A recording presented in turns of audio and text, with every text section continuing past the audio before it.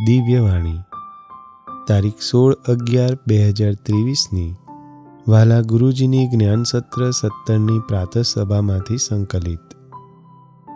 તાજેતરમાં ઉજવાયેલ જ્ઞાનસત્ર 17ના પ્રથમ દિને વાલા ગુરુજીએ આભાર પ્રાર્થના દ્વારા સમગ્ર સમાજને શ્રીજી મહારાજે કરેલી અનહદ કૃપા અને કરુણાના ગાનથી રસભીનો કર્યો હતો. દિવ્ય સત્પુરુષ ગુરુજી પરમ પૂજ્ય સ્વામીશ્રીના ઠેઠના પ્રભાવી શબ્દો અને એમના આગ્રહથી અનેરા દિવ્યાનંદની અનુભૂતિ આપણને સૌને થઈ હતી. તો આવો આજે ફરીવાર આ આભાર પ્રાર્થનાના ચિંતન દ્વારા એ દિવ્યાનંદને તાજો કરીએ. મહારાજ, શું હું માનું આભાર તમારો. આહા, કેવા દિવ્ય શબ્દો! શું જરૂર છે આ દિવ્ય પુરુષને આ પ્રાર્થનાની? છતાંય આપણને એમના જેવા કરવાના એકમાત્ર સંકલ્પ, એકમાત્ર આગ્રહથી આ દિવ્ય પુરુષે આવી અદ્ભુત પ્રાર્થનાની રચના કરી. આપણને ક્યાં પડી છે? આપણે તો દૈહિક અને વિષય સુખ માટે જ લાવા ઝાંખા મારીએ છીએ.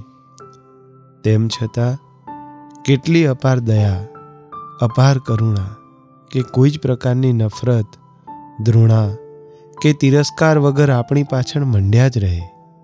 ખરેખર તો મહારાજ પહેલાં આપણે ગુરુજીનો આભાર માનવા જેવું નથી. ક્યાં આપણે અને ક્યાં એ? છતાં આપણને શીખવાડવા એ પોતે કેટલું કરે છે. આપણને પ્રાર્થના કરતા નથી આવડતું, તો ગુરુજી પોતે કેટલી અને કેવી પ્રાર્થના કરે.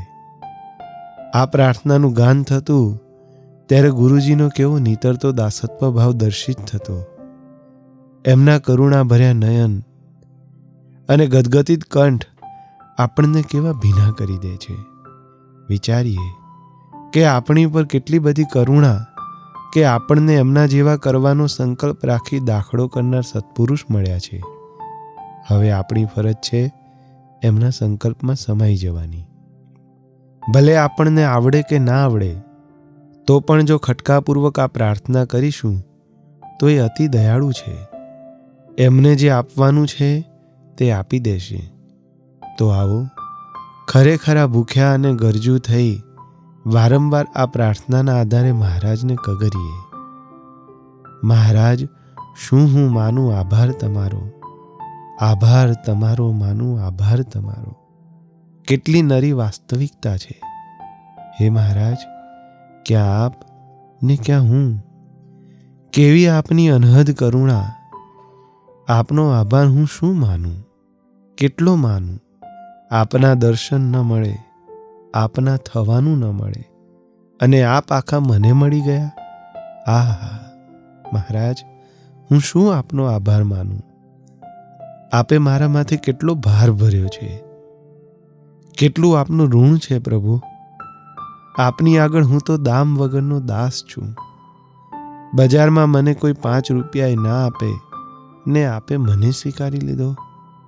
વાહ પ્રભુ વાહ! આપનો ખૂબ ખૂબ આભાર.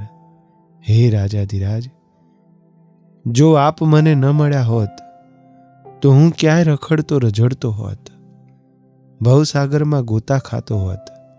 ને પ્રભુ, આપે મારી બાંય ઝાલી લીધી. રખડતા રઝળતા ખેંચી લીધો, હાથ ગ્રહીને પોતાનું કીધો. પ્રેમમાં ડૂબાડી કર્યો તે સીધો, દીકરો કહીને દાબી દીધો. હે દયાળુ, હું શું આપને શોધું. આપે મને શોધી લીધો. હું આવ્યો નથી, આપ મને લાવ્યા છો. અને એટલું જ નહીં, આપે મને પોતાનું કીધું. બસ મહારાજ, મને સદાય તમારું કરી રાખજો. ક્યાંય ચહકવા દેતા નહીં. હે મહારાજ, જન્મો જન્મ મેં પ્રેમ કર્યો માયાના પૂતળામાં. મને ક્યાં આપની સાથે પ્રેમ કરતા આવડે છે. આપે મારી સાથે પ્રેમ કર્યો. એટલું જ નહીં, આ મારો છે, તું મારો છે, મારો દીકરો છે, મારા સંકલ્પનું પાત્ર છે, એમ કહી લાડ લડાવી છાતીએ ચાપી પ્રેમમાં ડૂબાડી દીધો. વાલા મુક્તો, આ લોકની રીતિ કેવી? ભૂલ થાય તો પનિશમેન્ટ કરીને સીધા કરે, જ્યારે આપ પ્રેમ આપીને, વહાલ આપીને, ભેટીને, લાડ લડાવીને સીધા કરો છો, ભૂલો દોષો ટળાવો છો. એનું કારણ છે પ્રભુ, હું પ્રથમથી જ આપનો હતો અને છું. હું ભૂલો પડ્યો હતો, પણ આપે મને છોડી ન દીધો. આપ અનેક વખત કહો છો કે નથી નવો તું જૂનો આદર, હતો અમારો જો પૂર્વા પર.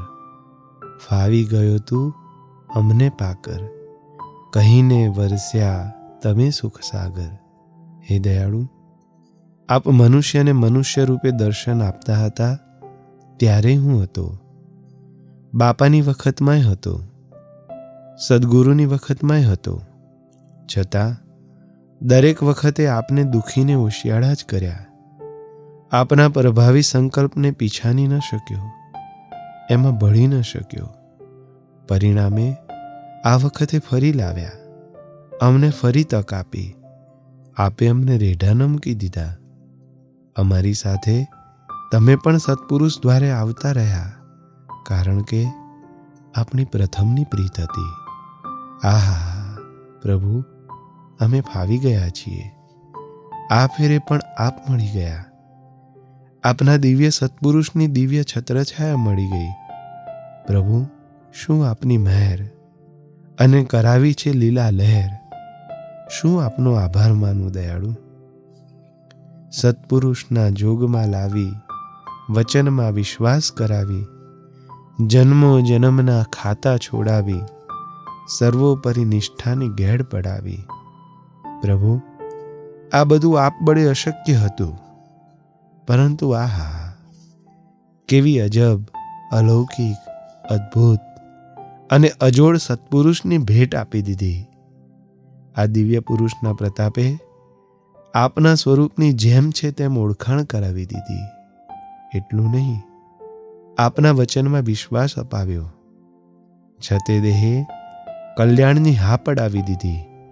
જા તારા એક જન્મના નહીં, બે જન્મના નહીં, અનંત જન્મના ખોટના ખાતા વાળીને તારા ચૈતન્યને અનાદિ મુક્ત કરીને મૂર્તિના સુખમાં રાખ્યો છે, રાખ્યો છે ને રાખ્યો જ છે.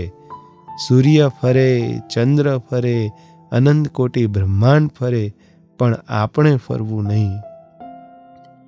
એ વખતે તો સદગુરુ નિત્યાનંદ સ્વામી જેવા ઉપાસક એક જ હતા, જ્યારે અત્યારે આ દિવ્ય પુરુષના પ્રતાપે હજારો નિત્યાનંદ સ્વામી ઊભા થયા છે. આ છે દિવ્ય પુરુષનો મારી પરનો ઉપકાર. મહારાજ, કેવી રીતે અને શું આપનો આભાર માનવો, કેવી રીતે આપના અમારી ઉપર થયેલા ઋણને અદા કરું, શબ્દોમાં વર્ણવવું અશક્ય છે, પૃષ્ઠો પર કંડારવું અશક્ય છે. એવો અસીમિત ઉપકાર છે આપનો. બસ મહારાજ, શું હું માનું આભાર તમારો. બાપા, શું હું માનું આભાર તમારો.